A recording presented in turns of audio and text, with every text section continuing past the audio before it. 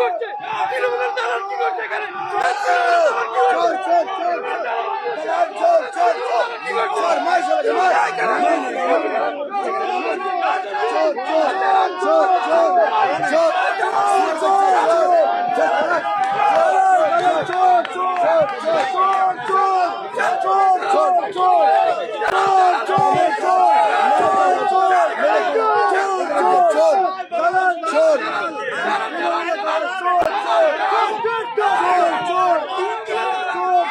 বাঙালিদেরকে শেষ করে দিল চোর, বাঙালিদেরকে শেষ করে দিল। এরকম চোর আছে, বাঙালিদেরকে শেষ করে দিল। নমস্কার বন্ধুরা, আপনারা ভিডিওটি দেখলেন। বাংলা পক্ষের কি গর্গ চ্যাটার্জি, তো এনাকে চোর চোর বলে ধাওয়া করলেন। চোর চোর বলে ধাওয়া করছেন কারা? বাঙালিরাই। কারণ বাঙালিরাও জেগে গেছেন এবং ইনি এই বাংলা পক্ষের নাম করে কি কি কাজকর্ম করছেন আপনাদের সকলেরই জানা। এবং সব থেকে যেটা বড় কথা, আমি আপনাদের এই যে 2026-এর ভোট হয়ে গেল, বাংলার সাধারণ মানুষ তো কি, ভারতবর্ষের মানুষ বলছেন যে শান্তিপূর্ণ ভোট হয়েছে, শান্তিপূর্ণ ভোট। কিন্তু তিনি এই ভোটটাকেও কি চোখে দেখছেন একবার শুনুন, ওনার মুখেই শুনুন। বাংলার ইতিহাসে বোধহয় সবচেয়ে হিংসাত্মক ভোট সম্পন্ন হলো। বাংলার ইতিহাসে বোধহয় সবচেয়ে হিংসাত্মক ভোট সম্পন্ন হলো। বাংলার ইতিহাসে বোধহয় সবথেকে হিংসাত্মক ভোট সম্পন্ন হলো।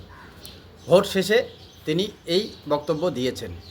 এবং আপনারা যদি জানতে চান তো গর্গ চ্যাটার্জি অথবা বাংলা পক্ষ সার্চ করুন, দেখবেন শুধু বাংলা পক্ষ, বাংলা পক্ষ। কিন্তু এই যে এখানে যারা চোর চোর বলছেন, তারা কি বাঙালি নন?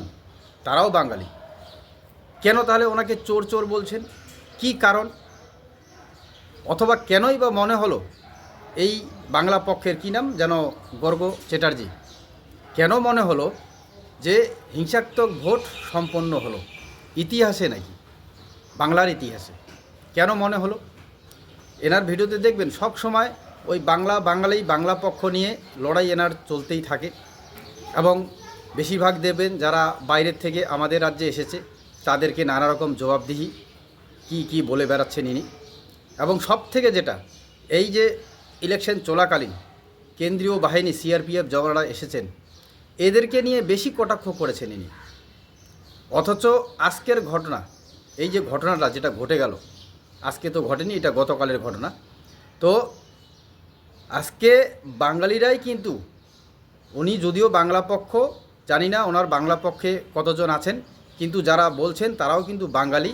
এই বাঙালিরাই কিন্তু ওনাকে তাড়ালো। আবার শেল্টার কারা দিল আপনারা দেখলেন, সেই বহিরাগত, যাদেরকে এরা বহিরাগত নামে কটাক্ষ করেন, সেই বহিরাগত ইউপি বিহারের জওয়ানরা এবং সিআরপিএফরা, ভারতীয় জওয়ান, ভারতীয় সিআরপিএফ, যাদের বিরুদ্ধে প্রতিনিয়ত বলে যান, তারাই কিন্তু বাঁচালেন।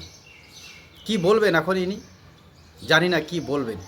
কিন্তু এনার ভিডিও দেখবেন, যতগুলি দেখবেন বেশিরভাগে এই ধরনের ভিডিও দেখবেন। শুধু সিআরপিএফ জওয়ানদের বিরুদ্ধে বলা, যবে থেকে এই ভোট চলছে। এবার এরা আসছে বলেই কিন্তু বাংলার ইতিহাসে শুধু বাঙালিরা নয় বা বাংলার মানুষ নয়, ভারতবর্ষের মানুষ শুদ্ধ দাবি করছেন যে বাংলায় শান্তিপূর্ণ ভোট হলো। এবং আমি ব্যক্তিগত মতে বলতে চাই, এই 2026-এর ভোট হয়তো বাংলার ইতিহাস তো কি, ভারতবর্ষের ইতিহাসে লেখা থাকবে। এবং দীর্ঘদিন পর্যন্ত এই আলোচনা হবে।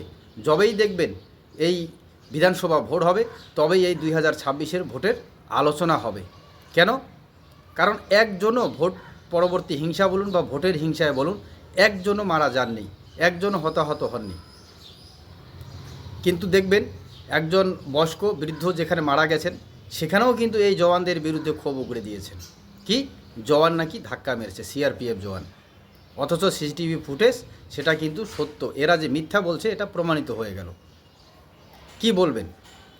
তো যাই হোক বন্ধুরা, এই পোস্টটিও কিন্তু বিজেপির প্রার্থী সজল ঘোষ, বিজেপির নেতা সজল ঘোষ তিনি পোস্ট করেছেন এবং তিনি কিছু কিছু কথাও লিখেছেন যে যাদেরকে বহিরাগত বা কটাক্ষ করলি তাদের বগলে গিয়ে তুলি ছুপে গেলি। তো এরকম লেখাও ছিল ওনার পোস্টে, খুব একটা আমার মনে পড়ছে না। তো যাই হোক, আপনারা যারা এই ভিডিও দেখলেন আপনারাও বলবেন আপনাদের ব্যক্তিগত মত। কি ব্যাপার, ইনি বাংলা পক্ষের হয়ে লড়াই করছেন। আমি আগেই বলছি, জানি না কত বাঙালি এনার পিছনে আছেন, কিন্তু এখানে যারা চোর চোর বলে স্লোগান দিলেন তারাও কিন্তু বাঙালি। আপনারা দেখলেন বাংলায় কথা বলছে, তারাও বাঙালি।